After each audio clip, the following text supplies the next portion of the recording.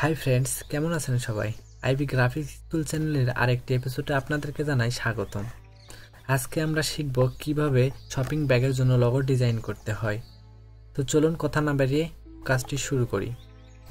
তোমরা প্রথমে এরকম একটা আমরা ডকুমেন্ট নেব, যেহেতু লগো ডিজাইন করার জন্য এরকম একটা ডকুমেন্ট নেব।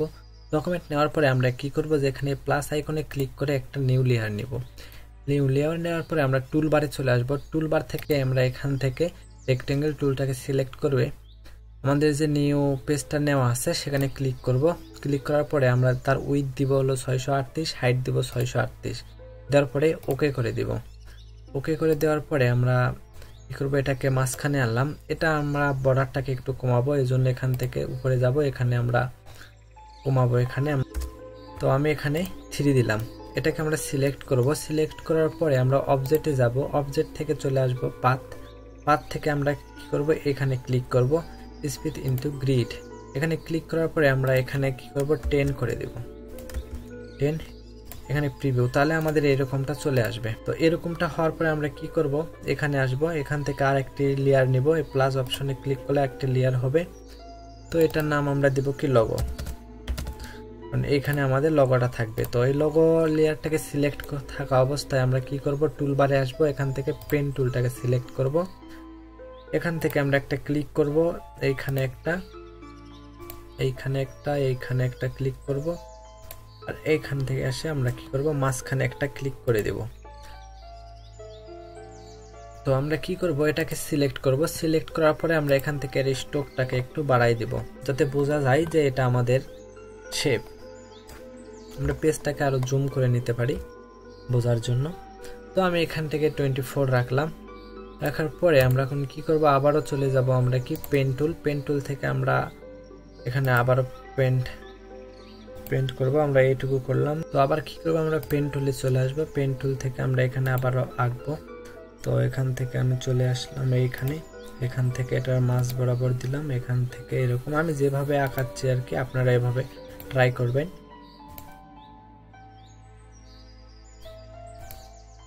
আমাদের একটা হয়ে গেল। তো আমাদের এটা হলে আমাদের যেহেতু দুইটা খণ্ড হয়েছে, আমরা শিফট প্রেস করে দুইটাকে সিলেক্ট করব। সিলেক্ট করে আমরা এটাকে গ্রুপ করব। তো এটা গ্রুপ করলাম। গ্রুপ করার পরে এর উপর রাইট বাটন ক্লিক করে আমরা ট্রান্সফর্ম থেকে রিফ্লেক্স আসার পরে আমরা এখানে কি করব, কপি করে দিব। তাহলে আমাদের একটা কপি হয়ে গেল। তো কপি হলে আমরা এটাকে কপিটাকে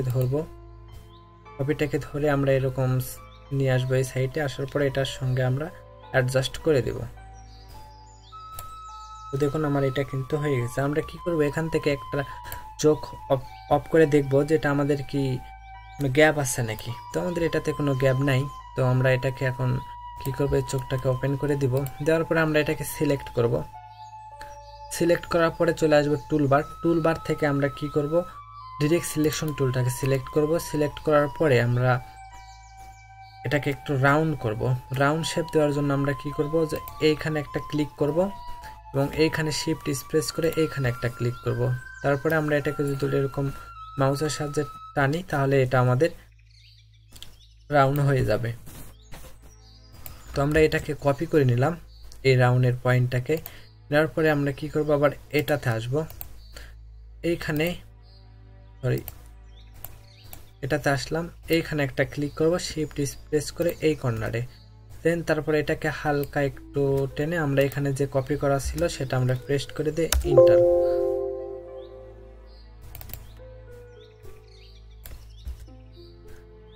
ইন্টার, তাহলে আমাদের দুইটা কিন্তু সেম হয়ে গেল।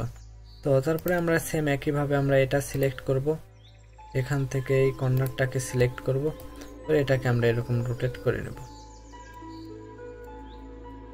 তো বন্ধুরা আমাদের এটা হয়ে গেল। আমরা কি করব, এই শেপটাকে চোখ বন্ধ করে দিব, এভাবে সিলেক্ট করে নিব। নেওয়ার পরে আমরা অবজেক্ট আসবো, অবজেক্ট থেকে এক্সপান্ড করে দেব। ওকে, আমাদের এক্সপান্ড হয়ে গেল। এটাকে আমরা সিলেক্ট করব। সিলেক্ট করার পর পাথ ফাইন্ডার, এখান থেকে আমরা কি করে দেব, মার্জ করে দেব।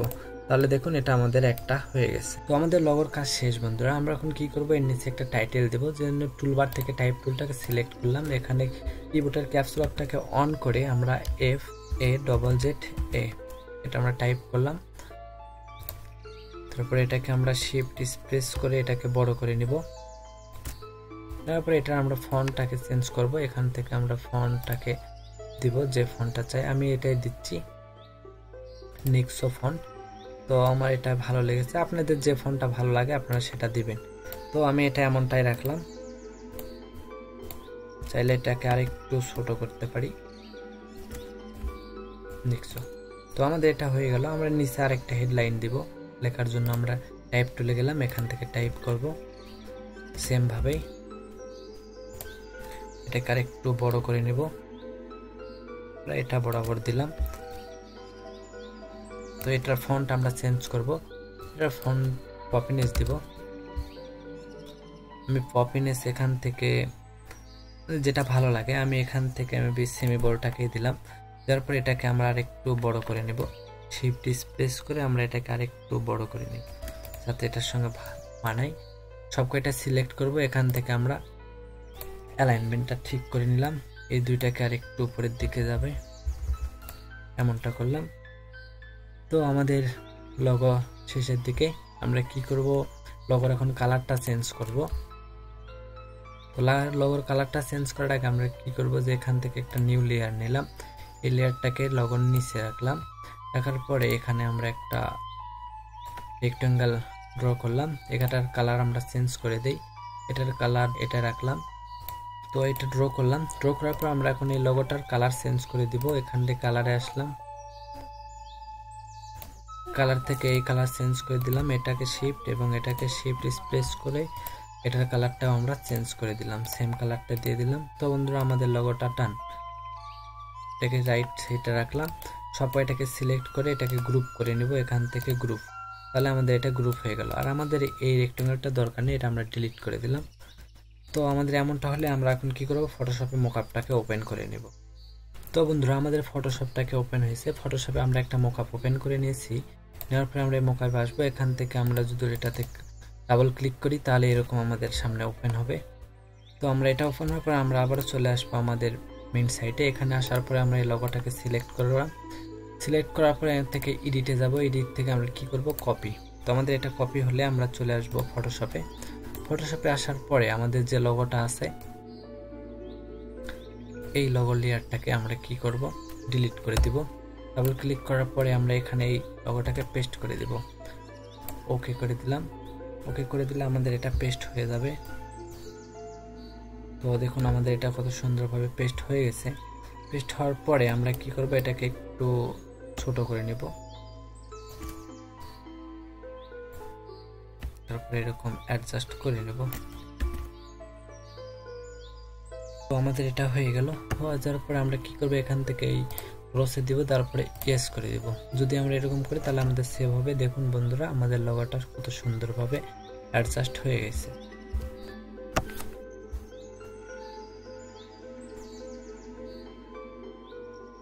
তো বন্ধুরা এই ছিল আমাদের আজকের ভিডিওটি কেমন লেগেছে তা অবশ্যই আমাদেরকে কমেন্ট করে জানাবেন। আর হ্যাঁ বন্ধু, আপনি যদি এই চ্যানেলে নতুন হয়ে থাকেন তাহলে অবশ্যই আমার চ্যানেলটিকে সাবস্ক্রাইব করবেন এবং পাশে থাকা বেল বাটনটি অন করে রাখবেন, যাতে করে এই চ্যানেলে নতুন কোনো ভিডিও আপলোড হওয়ার সঙ্গে সঙ্গেই আপনি সেই ভিডিওটির নোটিফিকেশন পেয়ে থাকেন। তো বন্ধুরা দেখা হবে নতুন কোনো ভিডিওতে নতুন কোনো টপিক নিয়ে। সে পর্যন্ত সবাই ভালো থাকবেন। আল্লাহ হাফেজ।